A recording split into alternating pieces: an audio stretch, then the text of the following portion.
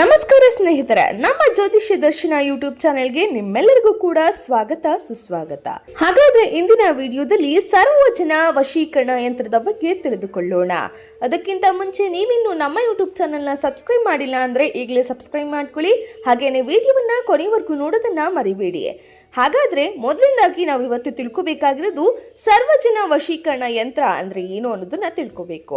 ಸರ್ವಜನ ವಶೀಕರಣ ಯಂತ್ರ ಎಂದರೆ ನೀವು ಹೇಳಿರುವಂತಹ ಮಾತನ್ನ ಎಲ್ಲ ಜನರು ಕೇಳುವ ಹಾಗೆ ಮಾಡಿಕೊಳ್ಳುವುದು, ಎಲ್ಲ ಜನರು ನಿಮ್ಮ ವಶಕ್ಕೆ ಆಗುವುದನ್ನ ಸರ್ವಜನ ವಶೀಕರಣ ಯಂತ್ರ ಅಂತ ಹೇಳಿ ಕರಿತೀವಿ. ಹಾಗಾದ್ರೆ ಆ ಒಂದು ಸರ್ವಜನ ವಶೀಕರಣ ಯಂತ್ರವನ್ನ ನಾವು ಹೇಗೆ ಉಪಯೋಗಿಸೋದು ಅನ್ನೋದನ್ನ ಈಗ ನೋಡೋಣ ಬನ್ನಿ. ಈ ಯಂತ್ರವನ್ನ ದೀಪಾವಳಿಯ ರಾತ್ರಿಯಲ್ಲಿ ಅಷ್ಟಗಂಧದಿಂದ ಬರೆಯಬೇಕು. ಅಂದರೆ ನಾವು ಸ್ಕ್ರೀನ್ ಮೇಲೆ ಕೊಟ್ಟಿರ್ತಕ್ಕಂತಹ ಚಿತ್ರವನ್ನ ಅಷ್ಟಗಂಧದಿಂದ ರಚಿಸಬೇಕು. ಧೂಪ ದೀಪ ನೈವೇದ್ಯ ಸಮರ್ಪಿಸಿ ಪೂಜಿಸಿ ಈ ಕೆಳಗಿನ ಮಂತ್ರವನ್ನ 108 ಬಾರಿ ಜಪಿಸಬೇಕು. ನಾವು ಸ್ಕ್ರೀನ್ ಮೇಲೆ ಕೊಟ್ಟಿರ್ತಕ್ಕಂತಹ ಮಂತ್ರವನ್ನ 108 ಬಾರಿ ಜಪಿಸಬೇಕು.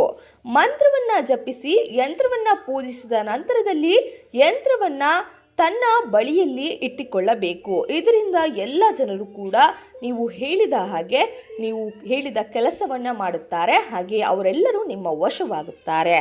ಈ ಮಾಹಿತಿ ನಿಮಗೆ ಇಷ್ಟವಾದರೆ ವಿಡಿಯೋಗೆ ಲೈಕ್ ಮಾಡಿ, ಹಾಗೆ ಇದನ್ನು ನಿಮ್ಮ ಸ್ನೇಹಿತರಿಗೂ ಕೂಡ ಶೇರ್ ಮಾಡಿ. ಇದೇ ರೀತಿಯ ಯಂತ್ರ ಮಂತ್ರ ತಂತ್ರ ವಶೀಕರಣ ಧಾರ್ಮಿಕ ಆಧ್ಯಾತ್ಮಿಕ ವಿಚಾರಕ್ಕಾಗಿ ನಮ್ಮ ಯೂಟ್ಯೂಬ್ ಚಾನೆಲ್ನ ಸಬ್ಸ್ಕ್ರೈಬ್ ಮಾಡ್ಕೊಳ್ಳಿ. ಹಾಗೆ ನಿಮ್ಮ ಮನೆಯಲ್ಲಿ ಯಾವುದೇ ರೀತಿಯ ಸಮಸ್ಯೆಗಳಿದ್ದರೆ ವಶೀಕರಣ ಆಗಿರಬಹುದು, ಯಂತ್ರ ಮಂತ್ರ, ಅಥವಾ ಯಾರಿಗಾದರೂ ಜ್ವರ, ಆರೋಗ್ಯ ಸರಿ ಇಲ್ಲ, ಅಥವಾ ನಿಮ್ಮ ಮನೆಯಲ್ಲಿ ಗಂಡ ಹೆಂಡತಿ ಕಲಹ, ಅತ್ತೆ ಸೊಸೆ ಕಲಹ, ಯಾವುದೇ ಸಮಸ್ಯೆ ಇದ್ದಲ್ಲೂ ಸ್ಕ್ರೀನ್ ಮೇಲೆ ಕೊಟ್ಟಿರ್ತಕ್ಕಂತಹ ವಾಟ್ಸಪ್ ನಂಬರ್ಗೆ ಹಿಂದೆ ವಾಟ್ಸಪ್ ಮಾಡಿ ನಮ್ಮ ತಂಡದವರು ನಿಮ್ಮನ್ನ ಸಂಪರ್ಕಿಸಿ ಅದಕ್ಕೆ ತಕ್ಕನಾದ ಒಳ್ಳೆಯ ಪರಿಹಾರವನ್ನ ಕೊಡುತ್ತಾರೆ. ಇದುವರೆಗೂ ನಮ್ಮ ವಿಡಿಯೋವನ್ನು ನೋಡಿದ್ದಕ್ಕಾಗಿ ಧನ್ಯವಾದ. ಮತ್ತೆ ಮುಂದಿನ ವಿಡಿಯೋದಲ್ಲಿ ಸಿಗೋಣ. ನಮಸ್ಕಾರ.